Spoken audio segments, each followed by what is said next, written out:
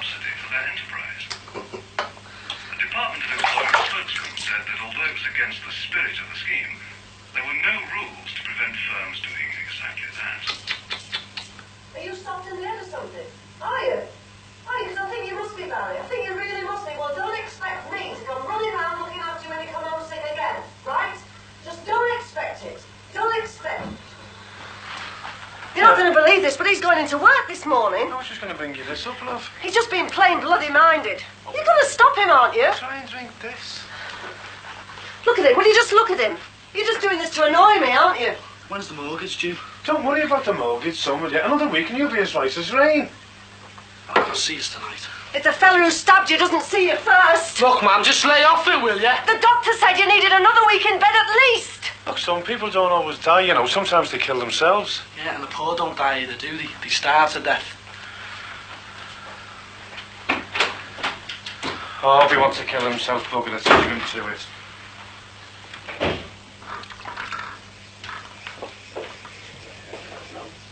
Oh, leave the dishes. I'll do them later. I can't wait to get into work either. The shop floor will sound like a chorus of Hebrew slaves. Well, Barry's got the week off to a good start, hasn't he? No one might look, it can only get worse. Well, I'm off. It's not your fault, and don't let anybody tell you otherwise. I won't.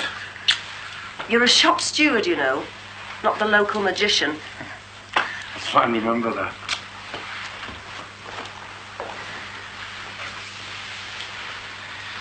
Monday morning. Back in the old routine. May not be the same old routine. May not be morning Dick Derrick, morning Roger. It might even be Mr. and Sir. Oh, you'll manage. Don't have much choice, do I? God, what a Christmas. A wife proposition by my boss. A burglar alarm vandalised on that blooming shed. What a way to start the new year. I'll go and put the light out. House of Commons? It's like a playground. Schoolboys playing political conkers. They need to get out into the real world where they have to flex muscles and throw punches. Sound full of fighting spirit? Yes, I am. Give me a hand at the table, will you? Nervous? Not at all. The old adrenaline's in full flow. Well, it's a long time since you've been to an interview. No, it isn't. Must be 10 years at least. Since I was interviewed, yes. But I've conducted interviews on numerous occasions.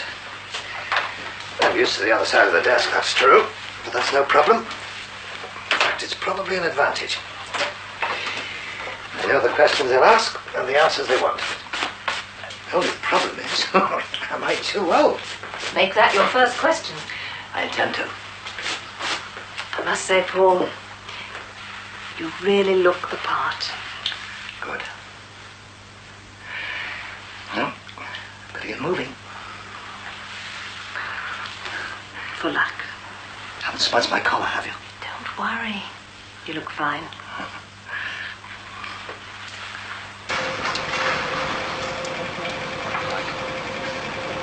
All right, Massey. Hello, Bob. All quiet on the Western Front? All right, Bob, lad. Hello, son. I think it's the calm before the storm, mate. There's a rumour going round, Bobby, that you've been offered a seat on the CBI. Any comment?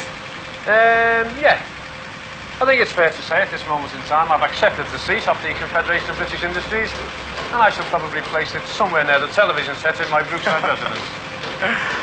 You're going to get worse than that, you know. I have. Oh, aye. Go on. Well, only what you'd expect. Oh, totally unreasonable things.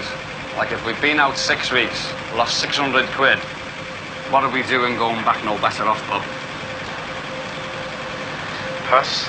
And another thing, you're going to be in for another slanging match as well. Who will?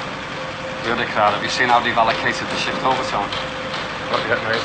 You better go and take a look. See you after, eh? Yeah, see you. Well, Bobby, don't forget your armoured car, lad. Hey, mind where you're dropping your crumbs, will ya? It's easy to see you never tied your round here. Neither do you. Who made the toast?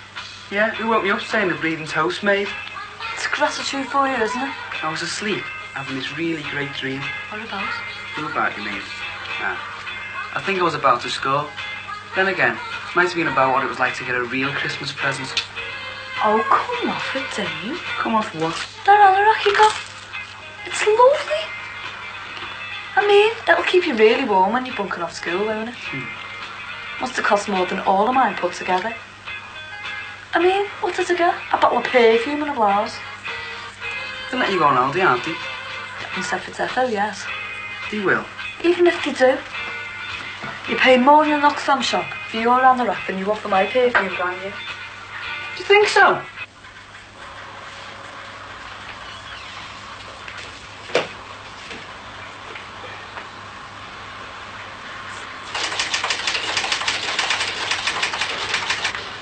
Mr. Collins. Sorry to have kept you waiting. This way. Thank you. This way, Mr. Collins. Mr. Collins, this is Jenny Kay, my management consultant partner, as it were. Jenny, this is Mr. Collins. Pleased to meet you. Thank you, Miss Kay. Oh, please, just call me Jenny. And I'm Gary. Take a seat. Would you like some more coffee? Oh, no, thank you. Oh, I would, Gary. Right. Before we continue, I feel I must get something straight with you both. Oh, please do. I'm 55 years old. You look well on it. I'm 27. And I'm 28. And you look 35. Thank you. You were saying? I'm a man who believes in coming straight to the point. And the point in this case is, at 55, am I too old?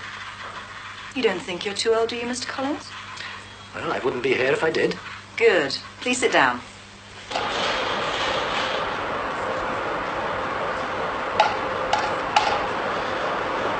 It's a bit early for your dinner hour, isn't it? Yeah, we'll eat a still up for our tea break, aren't we? Conveyor belt's knackered. Why, what's up with it? Old age. I told him it was going to break down. He wouldn't listen to me. How's your Barry? He's on the mend. The team's been winning without him, you know. Yeah, you win a lot more easy with him, though, don't you? Aye, that's if he's recovered before the end of the season, like. He started back to work today, lad. Did he? Didn't you say he was going mountain climbing or something over the weekend, Bobby? Yeah. Who with? A mate of his. Oh, yeah. What's his name? I don't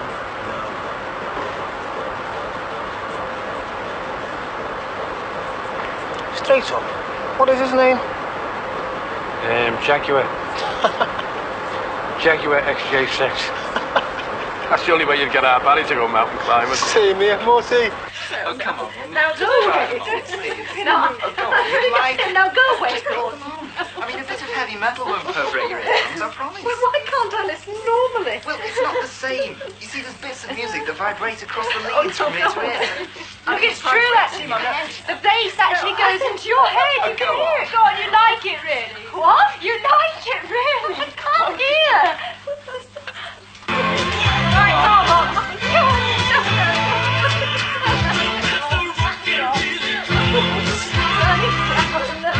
What's the group called, anyway? It's a band, not a group. They're called Export. Why are they called Export? Because everyone kept telling them to go away. Oh, beg your pardon. Let's have another cut on going. Right, come on. Let's get to the head. Of course, theories are fine on paper. Any fool knows that. But out there is the real world. And to survive in that real world, you've got to make real profits. All the best intended life-affirming principles don't matter a fig if one can't pay the bills. And that, of course, applies on a personal as well as an industrial level. Any idea on the shop floor needs a practical and intelligent mind to guide it through the production process. What do you feel about the Swedish style of building cars? You know, where 6 men build a car from start to finish and there's no production line as we know it. Well, if it's more productive, then yes, I'm all for it. Are you against the production line system in principle? Many people complain of boredom. Of course, you'll always get someone complaining. My own feeling is that people on the production line aren't all that imaginative to start with. And don't get bored in the same way as, well, someone from Mensa, say. I polarized for effect. I'm sorry. Not at all. But do you think it helps to have workers tell or advise management on, say, how to run the production line. After all, some might say that seeing as they work on it, they should know how to run it best. Perhaps. What about workers' participation then? Given workers in the boardroom, wouldn't it be in their interests to ensure little or no stoppages? More productivity? They wouldn't agree for long. Trade union reps get very suspicious if you agree with them twice in 2 sentences. They feel they're not doing their job unless they're arguing with you. One final question, and it's just out of interest, really. Yes? What did you think of the health dispute? Which one? Sorry? Well, do you mean the more recent short-term disputes about pay and conditions, or the greater dispute, of which the others are merely a symptom? That is whether we need a health service per se. Well, I actually meant how the management, for want of a better term, handled the nurses, for example. Management's duty is to manage. I have the utmost admiration for any management that sticks to its guns, no matter how unpleasant the consequences appear, or at whatever cost to its popularity. Thank you very much, Mr. Collins. It's been, well, a very interesting meeting. Thank you. I've enjoyed talking to you. Thank you. I second that, Mr. Collins. Thank you. Goodbye, Mr. Collins, and thank you very much. Goodbye, Jenny. Goodbye. Cheerio.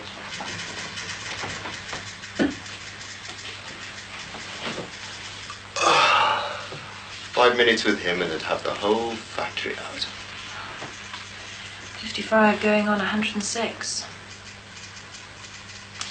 Who's next? Thank you very much. See you again.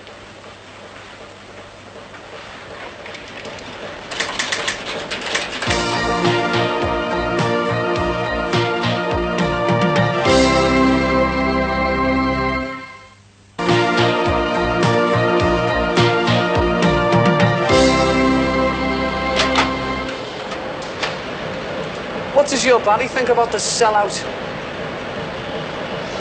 Some of the lads have started calling you General Galtieri. You know, what with leading us to such a great victory. There was a vote, soft lad. Oh, ignore him, Jonah. I voted against. The majority voted democratically in favour of vote. Well, whose idea was it to give in? You and clowns like you. And that was even before we walked out. Oh, for Christ's sake, will you two leave it alone? I'm not even going to waste my breath answering you. And look, I know it's dinner time and that, but I'd like to know what our shop steward's got to say about the overtime allocations.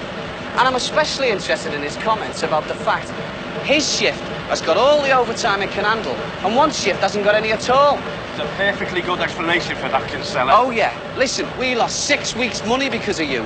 But you'll be all right. You can make it up, because you're hand in fist with the bosses scheduling the overtime. You owe us, Grant. Bobby! Now listen, you mallet-heads! Bobby! If you've got a little brain in there, you listen to what I've got to say. And then go back to the shop floor to your crowd, OK? And tell them, because every time you open your mouth, they bleat like the sheep that they are. Now, the overtime schedule has got nothing to do with us. It's done by management, OK? Now, I'm going to repeat that for you. It's done by management. We don't get any say in the matter, OK? But we've still got to answer to gobshites like you. But maybe one of the reasons is, maybe your shift isn't worth a carrot, if you know what I mean. Now, listen, if you take a tip from me, I'm going to have a cup of tea. You'll keep that shut. Because if you don't, I'm going to pour it all over your head.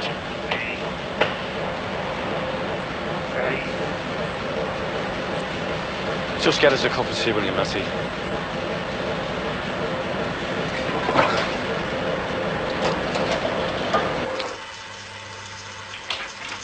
Only me. Oh, hello. Hello. I'll just go and get changed. How did the interview go? Very well. That's nice. Yeah. Where's your mother? In the kitchen. Well, how did it go? It went very well. Very well indeed.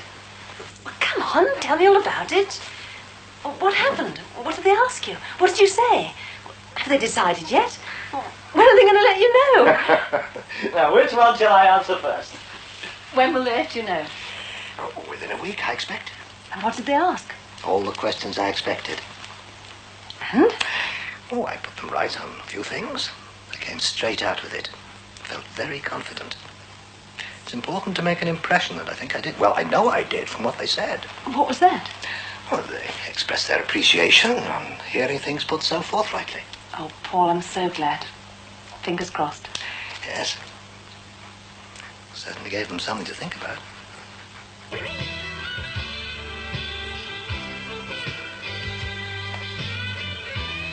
Haven't you got anything better to do? I'm bored. Well, it's your turn to clear up. No, it isn't. You know it is. I tell you what, I'll toss you for it. Okay, but my coin, I don't trust yours. Well, that's very nice, that is, isn't it? My own sister doesn't even trust me. Cool. Heads. Why don't you go see Duxie or someone? I mean, you've been stuck in here all afternoon. At least I've been out shopping. Nah. Might rain. Taking you on the rock. It'll get wet. That's what it's for, soft lad. It's brand new, it'll ruin it. You're gonna go gozzy soon, I thought, when do you know? You know me, your brother then, won't he? Come on, I'll take you the pictures then. Do you mean it? Yeah, I'll pay. Nah, we'll never get in. We can queue. I'm not queuing. Hey, I tell you what, we'll bunk in. We won't, you know.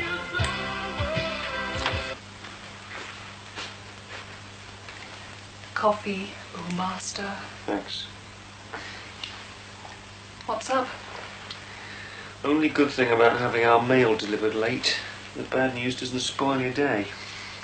Bank statement? Disaster statement. Nonsense. Certainly is the way you go through money. Hey, take it easy. Remember which slave made the coffee? And who made tea this morning? Well, aren't you going to tell me? I mean, you've been bursting to all the way from the station, haven't you? Tell you what. You and Derek. Is it morning, mister? Morning, sir? Or what? Oh, that. Well, it's sort of, good morning, Derek, sir. Yes, it would be. Fancy bed before dinner? Okay. Upstairs or down here? Upstairs. Duvet's warmer. I'll put the dinner on the timer, shall I? You don't know how long I'm going to keep you. I know my limits. Ooh, you're so romantic, Ron. I'm just thinking ahead. Then it'll be all ready for us then, won't it? Okay, you do that. I'll go upstairs and then I'll be all ready for you when you come up. This fella in the shop today, he was saying you've all lost touch with management. Anything could happen. That's just the trouble, isn't it? There's nothing happening at the moment. Everyone's playing a waiting game. That's what he said. Only he said he was tired of waiting. He was itching to start a bit of action of his own. Yeah, well, he wants to be careful of what he's saying. Management's trying to get rid of the militants first. What's his name? Granger. Stephen Granger. Mind you, management won't consult us about anything, will they? Mind you, they're not going to broadcast the fact that they're getting shut of the militants. And try and keep that quiet. Well, this Granger bloke said that the unions were as much to blame as management. Oh, don't give me all that nonsense again. I've heard it all before. Why, what's happened? Nothing, I just lost my temper in work, that's all. Do us a favour, Sheila, love, don't ask me about it. I'm only telling you what this bloke said. Go on. Well, he said it's got nothing to do with better quality or greater efficiency. And what has it got to do with? Well, according to him, now let me get this right. He said, what's the good of economic power if nobody wants to buy his stuff? Why make bombs when you can make kidney machines? That's what he said. Because this government's not interested in putting people together, is it? It's got more to gain from people tearing themselves apart. I know that, love. But I found it very hard to argue with the bloke when he says that every time a compromise is reached in ACAS, another 200 gets sent off down the road. And he's right, isn't he? So what's the alternative to 200 redundancies? Close the factory down? Look, love, you're the one who's always saying management doesn't consult you enough. Right. Well, this bloke said, why don't you form a workers' co-op? Oh, not that again, Sheila. I've heard it all before. Lucas's did it. Lucas's did it. No one was buying their batteries, so they started making kidney machines, and they're still going strong. Well, why don't you and the lads do it? Become your own bosses, your own management. Sheila, I'd love to make kidney machines. But who'd you sell them to? The National Health Service? Well, haven't you read the papers about the cuts? They're getting it left, right and centre. They're closing hospitals every day, love.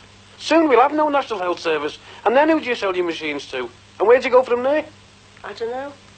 You know more about it than I do. No, look, Sheila, I take his point. I agree with a lot of what he says. Anyway, let's forget it. Where's the kids? Left a note. Gone to the pictures. Didn't invite us, did they? Well, maybe they thought we wanted to be alone. You know, watch the telly in private.